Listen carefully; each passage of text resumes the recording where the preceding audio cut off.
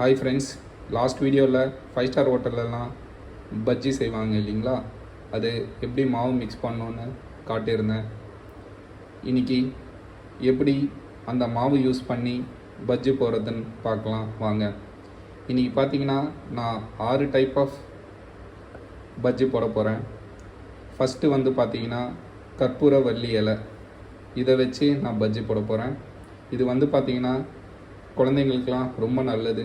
சளி இரும்பல் எல்லாம் இந்த பஜ்ஜி சாப்பிட்டிங்கன்னா கொஞ்சம் குணமாகும். அதுக்கப்புறம் பார்த்தீங்கன்னா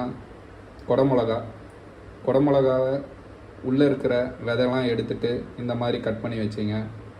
உருளைக்கிழங்கு, வாழைக்காய், வெங்காயம், நம்ம பஜ்ஜி மிளகா எல்லாத்தையும் இந்த மாதிரி கட் பண்ணி வச்சுருக்கேன். இது கூட பார்த்திங்கன்னா பொரிக்க தேவையான அளவு எண்ணெய். இப்போது பஜ்ஜி எப்படி செய்கிறதுன்னு பார்க்கலாம் வாங்க. இப்போ மாவோட கன்சிஸ்டன்சி எப்படி இருக்குதுன்னு தெரிஞ்சுக்கிறதுக்கு ஒரு வாழைக்காவோ இல்லை உருளைக்கிழங்கு பீஸு கட் பண்ணி வச்சுருப்பேன் இல்லைங்களா, அதை எடுத்துங்க. அதை டிப் பண்ணிவிட்டு மாவு நல்லா இந்த மாதிரி ஒட்டி இருக்கணும். இந்த மாதிரி இருந்துச்சுன்னா கரெக்டான கன்சிஸ்டன்சி.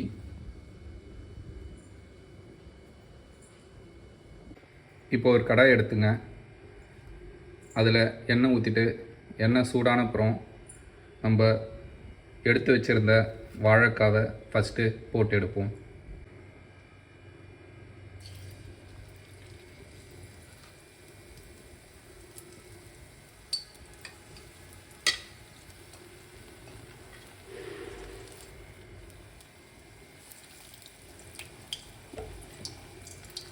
இப்போ பார்த்தீங்கன்னா போட்ட அப்புறம் பார்த்தீங்கன்னா எப்படி புஷ்ஷுன்னு வருதுன்னு பாருங்கள். 2 சைடும் நல்லா வெந்த அப்புறம் எடுங்க. இந்த மாதிரி பஜ்ஜி செஞ்சிங்கன்னா உங்களுக்கு எண்ணெயே பிடிக்காது. அதுக்கப்புறம் பார்த்தீங்கன்னா ஜீரணம் சீக்கிரமாக ஆகிடும், ஓமம் போட்டிருக்கிறதுனால.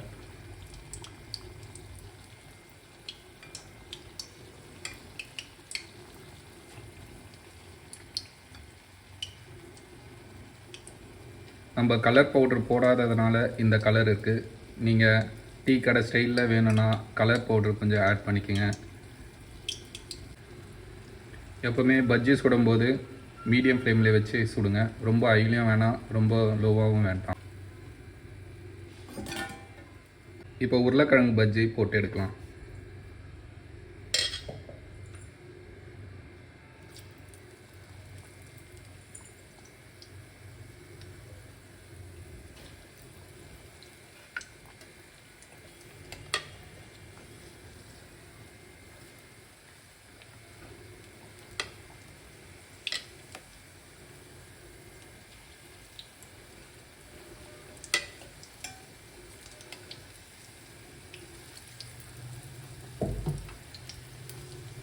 இப்போ பார்த்தீங்கன்னா எல்லா பஜ்ஜியும் போட்ட அப்புறம் பார்த்தீங்கன்னா நல்லா உப்பி வருது பாருங்கள். இந்த மாதிரி இருக்கணும் மாவு கன்சிஸ்டன்சி.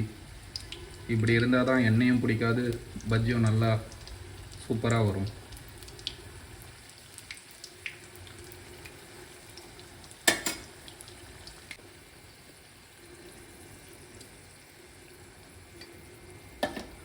இப்போ நல்லா வெந்துடுச்சு, எடுத்துடுங்க. அடுத்து பஜ்ஜி மிளகா வச்சு பஜ்ஜி போடலாம்.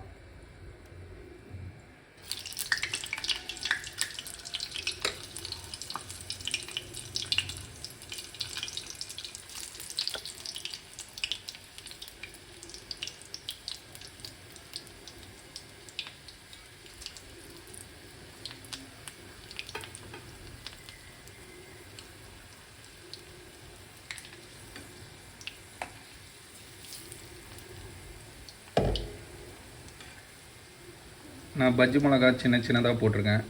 உங்களுக்கு நீட்டாக வேணுனாலும் நீட்டாக போட்டுக்கலாம்.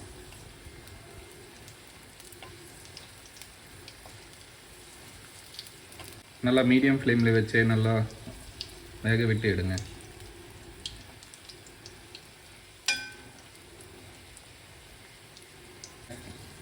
இன்றைக்கி பார்த்தீங்கன்னா நான் 6 வெரைட்டி ஆஃப் பஜ்ஜி போட்டிருக்கேன். இதில் வந்து பார்த்தீங்கன்னா நீங்கள் காலிஃப்ளவர் வச்சும் போடலாம், கத்திரிக்காய் வச்சு போடலாம், உருளைக்கிழங்கு மசாலா வச்சு போடலாம். நிறைய டைப் ஆஃப் பஜ்ஜி நீங்கள் போடலாம். இப்போ அடுத்து பார்த்தீங்கன்னா ஆனியன் பஜ்ஜி போடலாம்.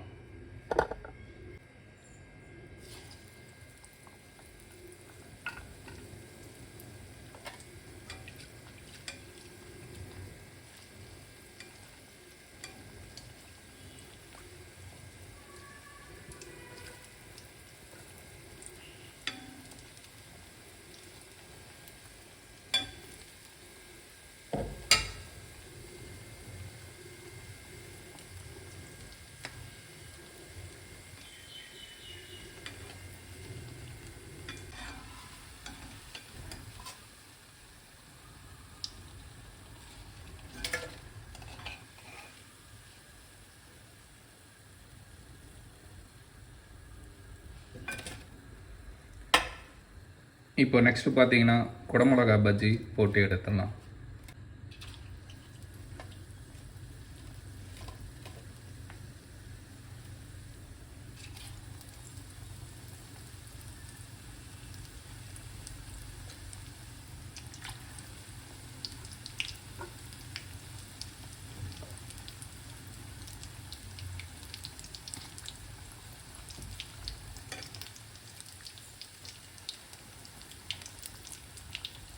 நிறைய பேர் குடமிளகா பஜ்ஜி சாப்பிட்ருக்க மாட்டீங்க.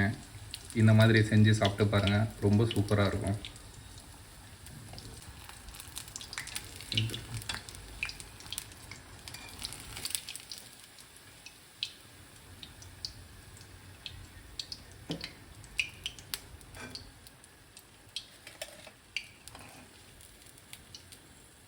இப்போ நெக்ஸ்ட்டு பார்த்தீங்கன்னா கற்பூரவள்ளி இலை பஜ்ஜி போட்டுடலாம்.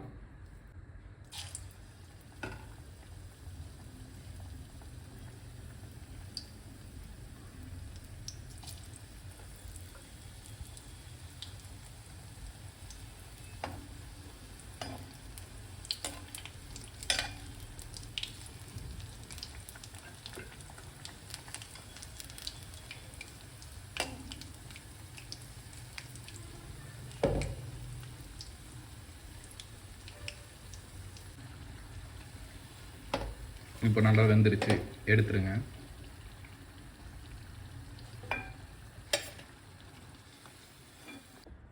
இப்போ பார்த்தீங்கன்னா 6 விதமான பஜ்ஜி ரெடி.